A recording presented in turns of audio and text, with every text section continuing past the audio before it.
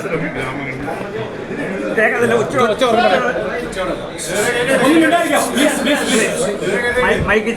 ഗ്രാമങ്ങളിൽ നടത്തിയ വികസനമാണ് ഈ വിജയത്തിൻ്റെ കാരണം. അതിലുപരി ഒരു UDF ഉണ്ടായിരുന്നു. പണാധിപത്യവും പരസ്യവുമുണ്ട്. ഇവിടെ പാലായിലെ ജനങ്ങളുടെ മനസ്സ് കീഴടക്കാൻ സാധിക്കില്ല എന്ന് തെളിയിച്ചിരിക്കുക. ലോക്സഭ പല ഇതിലും മൂന്നാം സ്ഥാനത്തേക്ക് പിന്തള്ളപ്പെട്ടിട്ടുണ്ട്. അതിനെക്കുറിച്ചൊന്നും പറയാനില്ല. എൻ്റെ ഇതിൽ നിന്ന് സ്ഥാനാർത്ഥികളെ ഇവിടെ പാലായിലെ പൂർത്തിയാകാത്ത വികസനങ്ങൾ മുഴുവൻ പൂർത്തിയാക്കും. ഇവിടെ ഏറ്റവും ചുരുങ്ങിയത് 2500 കോടി രൂപയുടെ വികസന പ്രവർത്തനങ്ങൾ ഈ 5 വർഷത്തിനുള്ളിൽ കൊണ്ടുവരുമെന്ന് ഉറപ്പുണ്ട്. പിണറായി വിജയൻ പിന്നിലാണ് ഇപ്പോഴും നിൽക്കുന്നത്. ഇതിനെക്കുറിച്ച് ഞാൻ അഭിപ്രായപ്പെടുന്നു.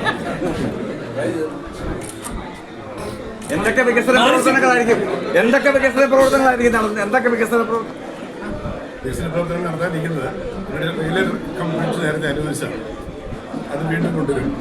അടിയന്തരമായി 2 റിവറി റോഡ് പൂർത്തിയാക്കും. 3 ബൈപ്പാസ് റോഡ് പൂർത്തിയാക്കും. 4 കടലേമ്മ കൽപ്പാലം അപ്രോച്ച് റോഡ് ഉണ്ടാക്കും. 5 വാഗമണ്ണിനെ ഇല്ലിക്കലിലും ഇലവിഴ പുച്ചിറയുമായി കണക്ട് ചെയ്യുന്ന ഒരു റോഡുണ്ടാവും. പിന്നീട് ഒരു ഫ്ലൈ ഓവർ നമ്മുടെ സാന്തോം കോംപ്ലക്സിൽ നിന്നും ആർമി ജംഗ്ഷനിലേക്ക് വരും. അതോടൊപ്പം തന്നെ പാലായിൽ നിന്ന് എറണാകുളത്തേക്ക് 52 കിലോമീറ്ററിൽ 1 മണിക്കൂർ കൊണ്ട് യാത്ര ചെയ്യാൻ പറ്റും.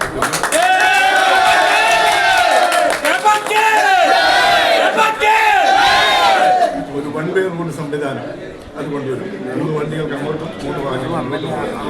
അതോടുകൂടി എറണാകുളത്തിൻ്റെ ഒരു സാറ്റലൈറ്റ് സിറ്റി ആയിരുന്നു. അതോടുകൂടി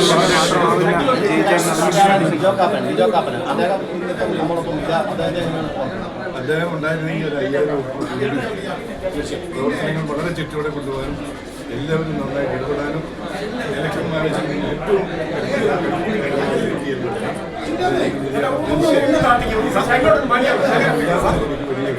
സർ, വി ഡി സതീശൻ പറഞ്ഞത് വേറൊരു MLA മാത്രമായിരിക്കില്ല, ഒരു മന്ത്രി ആയിരിക്കും എന്ന് പറഞ്ഞു. എന്താണ് അതിനെക്കുറിച്ച് പറയുന്നത്?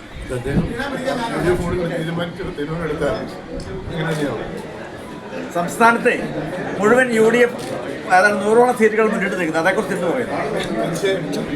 നേരത്തെ പറഞ്ഞിരുന്നല്ലോ, പ്രതിപക്ഷ നാളെയാവാൻ തോന്നിടയ്ക്ക് 100-ലധികം സീറ്റുകളോടുകൂടി വിജയിച്ചു വരും.